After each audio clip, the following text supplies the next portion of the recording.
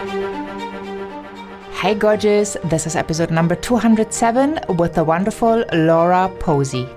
Hi, this is Laura Posey. You're listening to Heart Sells Podcast with Christine Schlonski. Enjoy. I can't wait to dive into our guest's story today.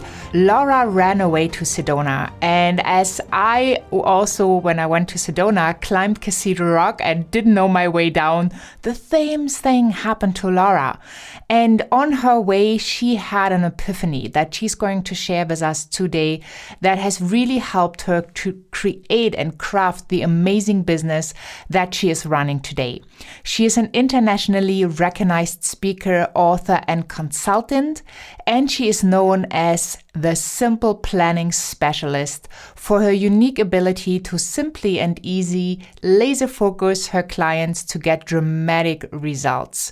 Her simple strategic plan is used by over 2,500 companies, from startups to Fortune 100 companies, and I'm quite sure you can take a lot away. Enjoy. Well, I am so super excited to have you on the show today, Laura. Welcome. Thanks for having me. I am so excited to be here. Yeah, I love that. So I want to actually start because it's not even, well, it's still at the beginning of the year, let's put it this way. And you are teaching people how to actually plan their year for success. And I've been through your course, and I have to say, I love it. I do have a plan. I just showed you it's laying on my desk where all the important things are on it, so I can keep daily track and not get distracted. And I know that so many people do get distracted. They go for shiny objects, and, you know, I've been guilty of it. I'm not going to say I'm never, ever guilty again because it probably will happen. But with such a plan, it really helps you. And if sales is on the plan, then you basically can't miss growing your business, right? Right. And if sales isn't on the plan, it should be. Yes, I totally agree. So tell us a little bit, like, how did you get this brilliant idea and why is it so dear to your heart? Well, I got the brilliant idea because I built a business that I hated. I basically built myself a job and I was miserable. And so I did what every smart entrepreneur does when they do something that they hate. I ran away from home. I hopped on an airplane. I went out to Sedona, Arizona over the New Year's holiday. And I thought, I'm going to just have to figure out how to get out of this business and go get a job. Like that was my intent when I left.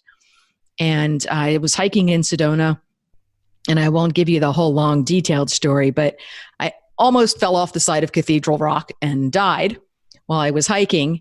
And when I didn't die, I got up to the top of the rock and I thought, well, you dummy, the whole reason you almost got in trouble was because you went hiking with no map. You didn't do any research. You just went out there. You're like, oh, I can hike. And off you went. And that was exactly what I had done in building the business. And I didn't have a plan. I just got up and was like, oh, I'm going to go sell some stuff and I'm going to build this business. And it was a disaster. And so I sat down that night and put my first plan together and got really clear about exactly what I wanted to build and the steps I was going to take to build it. And I went back, and within a year, I had gotten rid of the business partner, who was a big problem, and changed just about everything in the business. I got rid of all the overhead. The business went from being horribly unprofitable to very profitable. And it's been like that for the last 12 years. And I really say that plan just saved me. Yeah, wonderful, wonderful. And I know it saved a lot of other entrepreneurs from actually doing these mistakes. And your story so resonates because I remember some years ago, I went to Sedona. I read a book by Paulo Coelho, and he described Sedona somehow. And that idea stuck with me. One day I'm going to go to Sedona. And then as soon as I kind of found my own business and had my laptop freedom lifestyle, I started to travel. And Sedona was on the map. So, and I also climbed Cathedral Rock, no plan, no map, all by myself in my Birkenstocks. It's just when you look back, it's kind of embarrassing a little bit. Not being prepared at all. It was a real adventure. And I also was at a point where I thought I'm never going to make my way down here. but it was a really great experience. And I think when you are on top of that mountain, when you have that overview of the landscape, you realize that it's like the entrepreneurial journey with the ups and the downs, and you just have to know the trail, or how you can choose a trail if there's no trail, and walk it yourself. Yeah. And I think that's something an entrepreneur really needs to figure out, how to sit down, get quiet for a while, make decisions, and then stick to the plan and have the focus. Yeah, absolutely. And the thing with the planning is that the biggest piece, and you sort of alluded to it with your laptop lifestyle, is really understanding and getting super clear about the kind of life that you want to live. Because when you know what your life vision is, and not just, how do you want to live, and do you want to be a digital nomad, or do you want to have a big office full of employees, and not just how much money, but what kind of work do you really want to be doing, and who do you want to be doing it with, and how much do you want to be able to give back, and really getting at the emotional, passionate side of how you want to live your life. When you understand that, then you can build a business to deliver that. And until that point, it's really just a bunch of guesswork. And, people say, well, I procrastinate, I'm not motivated.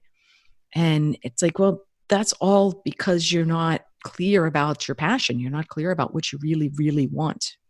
Yeah, I totally agree. So one person or the other listening right now, they might be saying, well, yeah, but I'm a solopreneur, or I'm just starting out. I don't have a team. I can't afford a team. I'm barely making the money to kind of stay alive at the moment. Yeah. So what can you give people, like, as an advice, or what they could be doing to get into the position where they start to be profitable, where sales are coming in, and where they can live that bigger vision that they might dream of? Yeah, so I think there's a couple of different things. One piece of advice I got a long time ago that was really helpful is save 10 cents of every dollar you earn and just put it into an account and don't touch it. It's not money to be spent later. That is money so that you never make decisions out of fear. And so having that money set aside, it allows you to go, hey, you know what? I am successful. Look, I've got this pot of money over here. And it may just be a little bit to start. It'll also make you run your business really lean.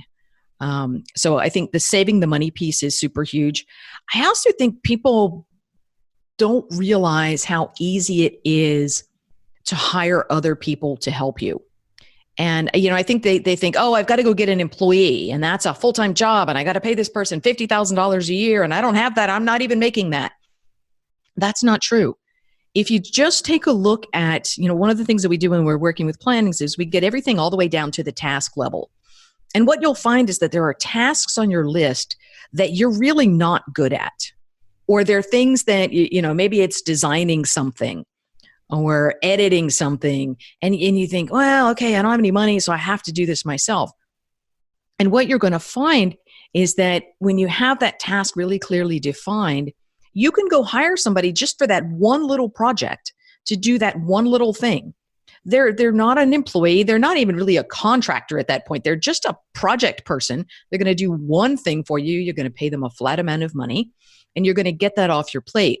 And when you start to think about all of the things that you can hire somebody to do for $10, $20, $25 an hour, and you look at that time that you're not spending on it, if you use that time then to sell, right? Not just go, oh, I'm going to go play on Facebook now, but take that extra hour that you've got back and go, oh, I'm going to go do some prospecting. I'm going to talk to some people. I'm going to close a deal. You realize that your time is worth hundreds of dollars an hour. And it just makes sense to buy back your time for $25 and resell it for $200 or $300. Yeah, and everybody who starts out can basically do that. Because sometimes there are tasks that you don't even know how to do it. I remember when I started out, I was like, okay, I have created this wonderful opt-in. Like, how do I get it onto my page? Yeah. And I did outsource it. I have to say, with a feeling that I didn't know if I overpaid or not. I still don't, but that's fine. And I learned things later on so I could get a better feeling of what to ask for. I think that's also a challenge entrepreneurs have. They don't really know how to word the help they need. Right. Yeah. And that's why, if you get something down to a task level and you need to understand, like, what is the task that needs to be performed and what is the outcome? How will I know when this is the way I want it? And when you do that, it becomes really easy to find the people that you need to do this. And one of the things that you talked about is how people, a lot of times there's stuff that they need to do that they don't know how to do. And I want you to really think about the cost of the learning curve. How much is it going to cost you? How many hours is it going to cost you to just learn how to do this thing? Not even do it well. And oftentimes it's 4, 5, 10 hours of time that it's going to cost you to do this. And remember, your time is worth $100 or $200 an hour. So you think about that and you think, okay, if I'm going to spend let's go small and say it's going to take me 5 hours to learn this thing at $100 an hour. Okay, it's costing me $500 just to learn how to do this thing. Well, what if I could go find somebody to do it for $50 or $100? That's a great return on my investment because now I can take that time and I can go sell some stuff. Yeah. I love that focus because people get, and I've been there, they get so scattered all over the place and they don't know where to start, what to do, what to ask for. And then, sales or having conversations with people who, could potentially be a partner, a GV partner, could promote you. Or you finally create those videos for the course that you started to sell. But, like all of these things that really add more value to the business and that only you can do. Exactly. Right? Ego aside, sometimes we feel like only we can do it, but coming to find out, probably half of those tasks can be delegated as well. But having these conversations or showing up as your brand or wherever you are on your journey, and then really focusing on this important piece that the other person that want to invest in your company, in your services, actually can do so because you just help them to walk down the right path. Right. I always think about, what would my clients pay me for? Right. Well, they're paying me for my advice, for my experience, for my processes, for my systems. Right. And so anything that's not that people are not going to pay me to design something. So I shouldn't be doing that. I should be paying somebody who's really good at that. People aren't going to pay me to do a lot of detail stuff for them because I'm not good at that. People would pay me to write copy because I am really good at that. And people do pay me to write copy. So that's a job that I keep for myself. And so I think you have to look at like, what could I sell and go do that and spend your time selling that and outsource everything else. It is not your job to do those things that you are not great at and that people will not pay you for. Yeah. And your emails are very cool. I love reading them. Oh, thank you. They're done very well. It's always a joy seeing that. It's a very good way to teaser into like, click here and then you get the full post. Yeah. So if you enjoy doing that, then do it, right? Because if you enjoy it, then you'll probably get better each time you write something. Exactly. And it adds a fun piece to your life, to your business, the excitement that often we will, keep lacking if it's the wrong task we try to do. Like maybe setting up a funnel bores you to death and you forget all the links that connect with each other. Well, it's not going to work. It's going to be frustrating. So concentrating on the things that are fun. Exactly. Talking about fun, can you share a fun fact with us? A fun fact. So I have recently, at the very young age of 52, decided to take up playing the violin. And it is one of the hardest things I have ever done in my life. But I absolutely love it because it's so different than everything else I do. And it's so challenging and it's so visceral. but I'm having a blast with it. I have a fantastic teacher who puts up with me and is very patient.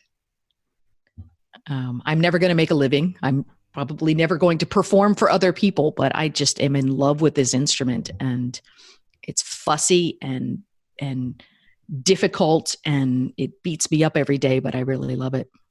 That's so cool. Yeah, I love that when you have something that you are so excited about, even though you're not good at it yet, or it seems difficult because you just started, right? Right. And there is the rule of the 10,000 hours to mastery. So yeah. I would say you still have time.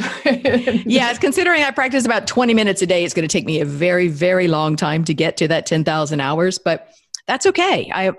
This really is a enjoy the journey exercise for me, and open up different areas of my brain. And it's interesting because I play some guitar, and I'm not naturally musical, but I could play some guitar, and playing the guitar is helping me in the violin in some ways, and it's completely messing me up in other ways. Yeah. So it's just fascinating to see how the brain is like, oh, this is music, default to guitar. And it's like, no, this is the violin, darn it.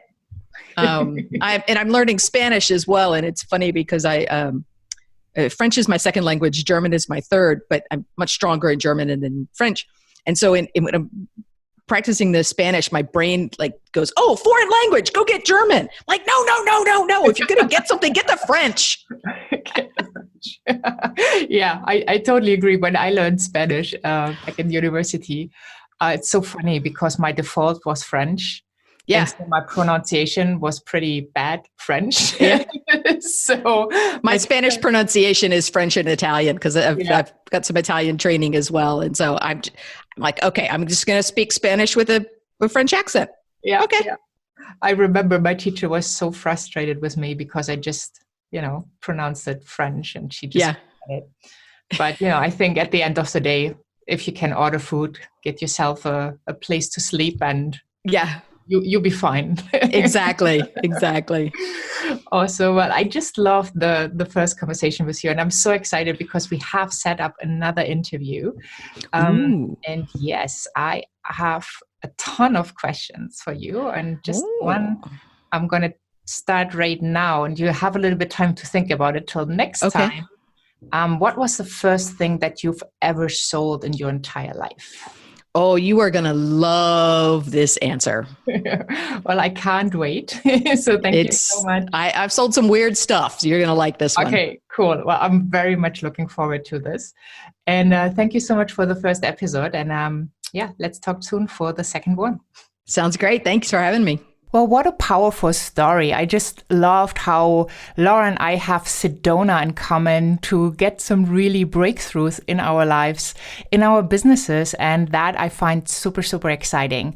So if you realize that you created yourself a job when you went into business for yourself and you need to make some tweaks and changes, then hop on over to christineschlonski.com, find the podcast tab, Laura's episode number 207.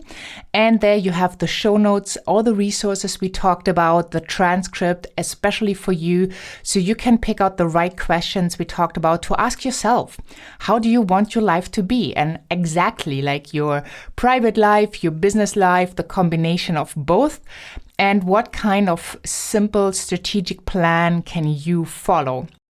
Also, in the resource tab, you find Laura's amazing gift, the Daily Success Checklist Kit that helps you to keep on track. So hop on over to christineschlonski.com, find the podcast tab. And once you're over there, if you have not yet signed up for the empowerment notes, I highly recommend that. It's empowerment right into your inbox with the updates on Hard Sales Podcast, amazing resources and content that I usually do not share on social media. So you only find that with the empowerment notes. So hop on over to christineschlonski.com, find the podcast tab, and then you are all set. Have a wonderful day wherever you are in this beautiful world. And I'm saying bye for now.